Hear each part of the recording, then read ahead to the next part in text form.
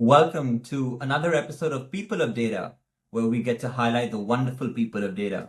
These are our data leaders from various industries, geographies, and disciplines. Discover how companies are using data, their achievements, and the challenges they face. Today on the show, we have Kiriti Manne, the head of data strategy and analytics at Samsara. Samsara, as we all know, is an IoT platform that leverages data and helps organizations enhance their physical operations. Kiriti has been at Samsara for over 6 years. He's grown into a data leader, and he today plays a crucial role in helping shape the company's strategic directions and data-driven initiatives. Welcome to the show, Kiriti. Hey, thanks, Suresh. Thanks for having me. Are you ready to get into it? Yeah, let's do it.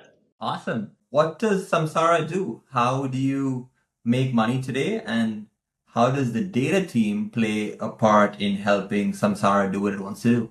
Yeah. Well, let me start with an overview of what Samsara does. Then we can go into how we make money, and then we can talk about the data component.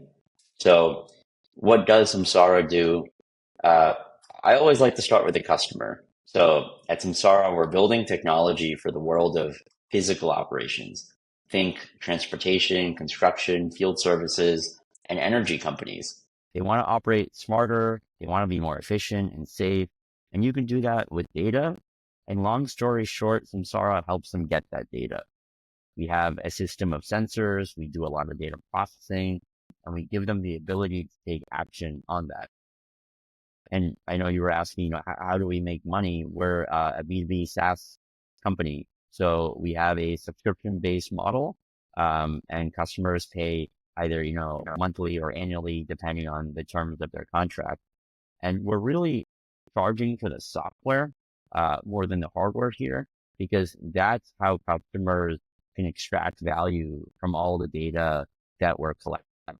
Exactly. The hardware is like a one-time cost, right? So it's probably a product line for you, but the interesting part of the business is the software. Exactly. How do we analyze all this data, and then how can we actually improve our customers' operations in terms of safety or efficiency? And what's very interesting is fundamentally you're a business where data is your product. So when we think about how does the data team and how do you guys help Samsara in being able to go build the software? I'm curious how it works because you have two separate data groups. You have data which is part of the product as well as data which is very typical data analytics and AI and ML. So how do you see this distinction, and ultimately how does data collaborate to help Samsara hit its business objectives? Yeah, that's a great question. Samsara is a data company at heart. So data is core to everything that we do. And like you said, our value prop to our customers is the data that we provide. And not surprisingly, we have a very strong data culture internally as well. So yes, the product engineering team are very focused on data and launching data products for our customers, but all the other orgs like go to market, sales and marketing, um, support, customer success, all of these orgs also leverage data in their day to day. So for me, I'm more on the go to market side. So that's where I have the most visibility. Yeah, that makes sense. And if you look at the culture of the company, being a data platform company, what stands out in the culture of the company? Yeah, I think a couple things, and I think a lot of this comes from our founder, CEO, Sanjit Biswas. I remember I joined the company 6 to 7 years ago, and when I was interviewing at a bunch of companies, and what really stood out to me about Samsara, even though it was just a Series C company, about 200 people, they had this sense of they knew like what they were doing, but they had a certain humility to them, which was different from a lot of the other startups that I interviewed with, where it felt like they were running with their heads chopped off, and there's like another fire they had to put out every other day. But Samsara, there was a like internal confidence to that company, and I see that today as well. It's a combination of building for the long term, shooting for the stars, but also being very approachable focusing on our customers, and then winning as a team. Yeah. I love that. I love the humility aspect of a culture like that. I'm curious, what percentage of those 200 employees uh do you think are still there at the company today? Yeah, I don't know. It's a mixed bag across the different orgs. If there was a percentage, probably less than 50%. 6, 7 years is a long time in our age. I mean, anything more than like 15, 20% would be super impressive. 6, 7 years, life happens over there, right? People get married and like, all sorts of things. What's the culture like in the data team? Because, very often we see data teams have their own like microcultures and microclimates, and it's just so multi, it's so sort of collaborative. So Yeah. I'm curious, what's the culture like, in the marketing data group that you run and sort of in the sort of broader data group as well? Yeah. Um, so I think we adopt a lot of the company-wide um, the culture points like winning as a team, having a growth mindset. But something that's maybe a little bit more specialized to the data side is our love for experimentation and our love for just trying out different things. And we have the fortune of sitting on top of pretty much all the data across the company, from a variety of first party data, which is our CRM, our product usage, our plethora of marketing data, Yeah. to a variety of third-party data that we acquire from different vendors. So our toolkit of what's possible feels limitless. And we're constantly thinking of what are other ways we can activate this, either on marketing or sales, what are different ways we can connect the dots with our data. Yeah. And that culture of innovation is pretty strong within our team. And I know you at this point probably have multiple different data teams. How, do you have a unified sense of culture amongst the data group, or, just given, because, the age-old question of centralization and decentralization is sort of quite real, and the reality of it is it's not one or the other, it's both, right? Having a central function, but at the same time, having data teams on the edge, especially for functions like marketing and, sales report and things like that. So how do you look at that and the Yeah. between the entire sort of data function? Yeah, and that's really one of the challenges as a company scales is how do you stay connected across all of these different functions that are related, but not like 100% related. And just very recently, I was meeting with the data team in product, and they were like, "Oh, we're working on this really cool use case," and I'm like, "Oh, wait a minute, there's like so many go-to-market applications for that use case."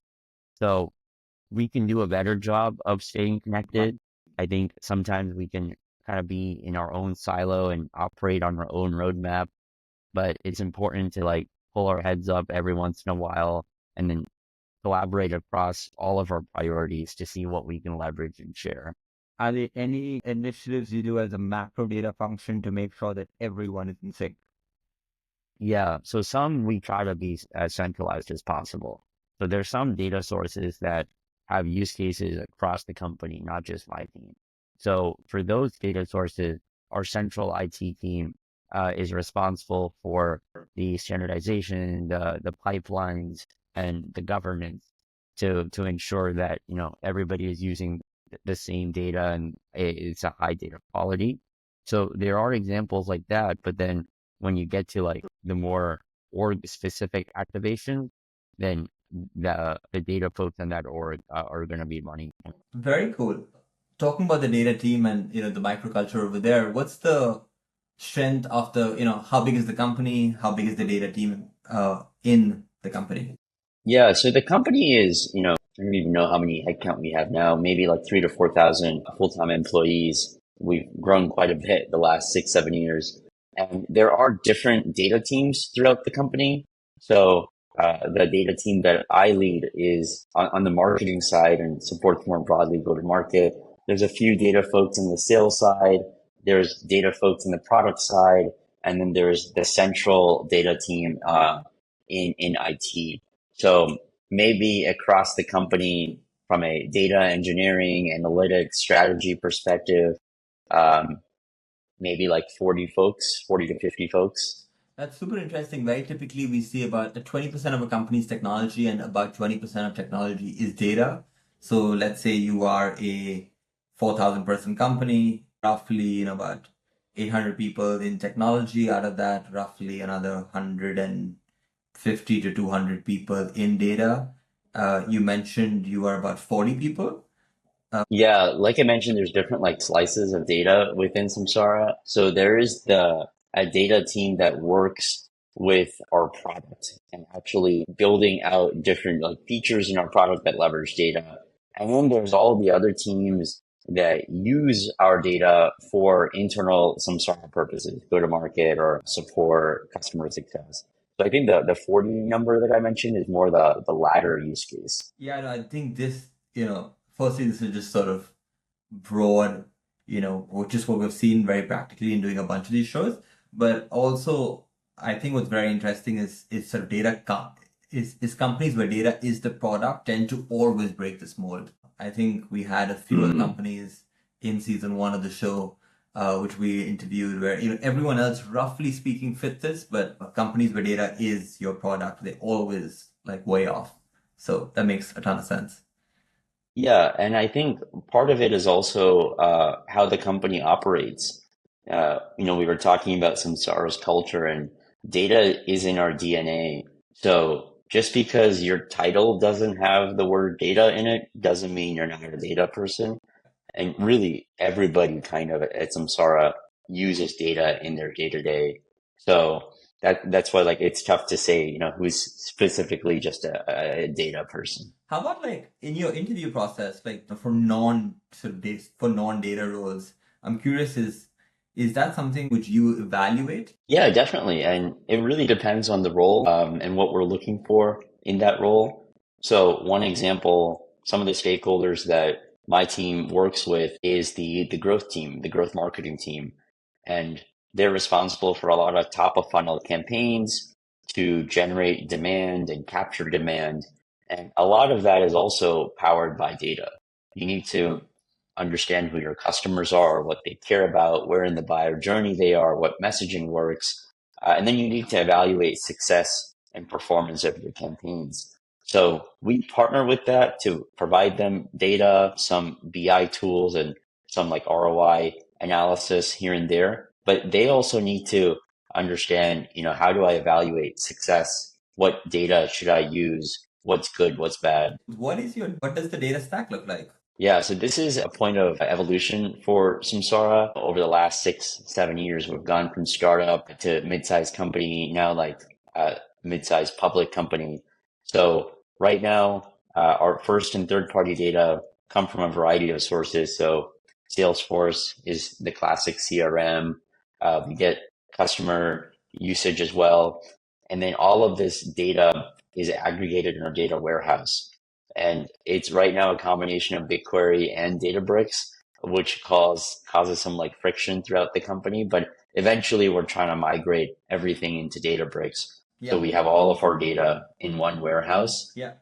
And Have you then migrated we from pipe. Salesforce and everything else into Databricks or GCP? Yeah, exactly. So we there's a lot of pipelines that the central VisTech team builds out from these tools into Databricks. Build your own pipelines, or do you use some sort of automated ingestion tool? It's a combination and it really depends. So for Salesforce data, I believe we use a common ETL tool to pipe that data over. There are other data sources. So for example, on the marketing side, which has its own set of complexities, we leverage a long tail of channels and each channel has its own data. So we need to connect all these channels to Databricks. And sometimes we can leverage off the shelf ETL tools. Sometimes it's a custom pipeline that we have to build. Got it. And once data is in Databricks, do you use a lot of sort of Databricks modeling and orchestration, or do you use things like DBT or Airflow and Daxter on top of it? Yeah, I think we use all of those tools that you mentioned, and also try to leverage as much native Databricks functionality as possible. Oh, amazing. So you're, very, very the best in breed, sort of going and playing around with like everything out there. And in terms of BI, what's the BI tool across the company? Yeah, Tableau is the standard. but we also use Looker Dashboard for some use cases, primarily because of how licensing works. Awesome. Very interesting. And you see some sort of consolidation on Databricks. So longer term, at least the GCP component is not going to be as relevant. Yeah, I think there's a lot of value in unifying our data in one warehouse, and it will really unlock a lot of use cases across different orgs. How about AI? I'm sure AI is on everyone's mind. Do you look at the AI world of infrastructure as different? Is sort of Databricks still going to be a unified layer across this? So you're looking at this separately because you have AI inside your product as well. Wondering if you have you know, if sort of how you think of this strategically. Yeah, so that is something we're trying to figure out, as is every company, right? How do you really leverage AI in your tech stack with your customers internally? We have been leveraging AI with our customers for years with all the trillions of data points that we collect in the field. And recently, we're trying to leverage AI internally as well. So, in terms of the infrastructure, we're still, frankly, trying to figure that out. Can we like leverage some of the infrastructure we built for our customers for internal use cases, or does it have to be separate? Um, a lot of AI is the quality of the data, which is, I think that's where the focus is right now. What's the internal data that we want to feed these models, and what are the use cases that we want to unlock? People of Data is brought to you by 5x. It's no surprise that the data space is one of the most fragmented industries with over 500 vendors in 30 plus categories. The analogy we use is data vendors are selling car parts. Imagine walking into a Honda and instead of selling you a Civic, they sell you an engine and you have to build your own car. That's exactly what's happening in the data world today. 5x is an all-in-one data platform that's incredibly easy to use. We make it easy to consolidate your data from your different systems, clean it, structure it, model it, and make it available through dashboards, reporting, and AI. Whether you're building a data platform from scratch, filling in missing pieces, or need expert data services, 5x has you covered.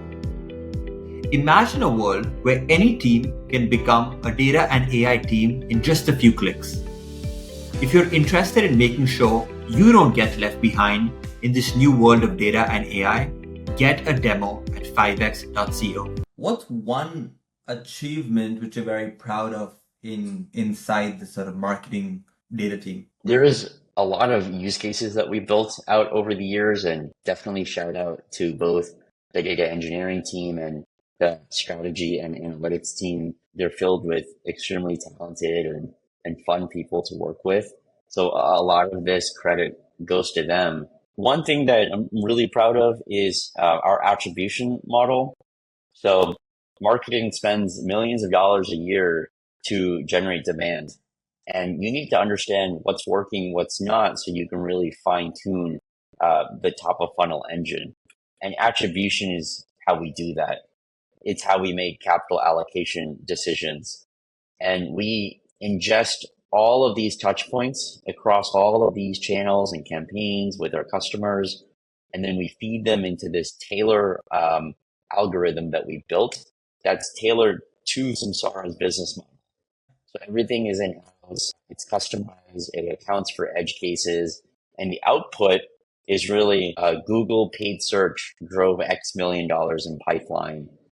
LinkedIn drove Y million dollars, and it unlocks so much visibility for the org and a lot of insights into what's working where. How big was the group which built this feature? How long did it take, and which iteration are you on number now? I wish we had like a defined iteration number. It's been something that we've been developing for the last maybe 4 or 5 years in-house, and we constantly make improvements based on feedback. One example, the holy grail of marketing measurement is a combination of attribution, marketing mixed modeling, and experimentation. So one example of how all of these feed together is we run a lot of experiments in the field, different kind of A/B tests, that really fine tune our understanding of how this channel is performing, we take that as an input into attribution.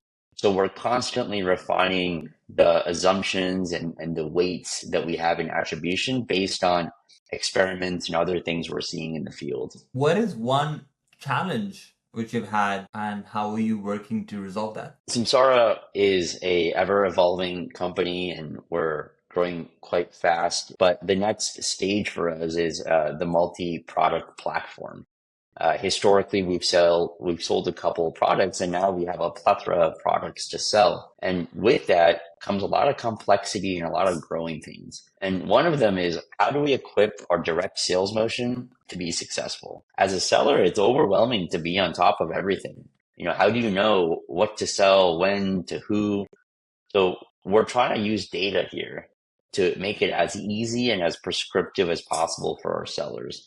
So we haven't solved it yet, but there's a crawl, walk, run here, and the run is going to be standardized automated workflows, prescriptive signals with, machine learning models that just predict what accounts should you target now, what's the next best action, what do they care about, and that's the problem. I think we have the right vision in place, and we're trying to, focus on the execution. And what's one piece of advice you have for anyone who wants to work at Samsara? Always think about the customer.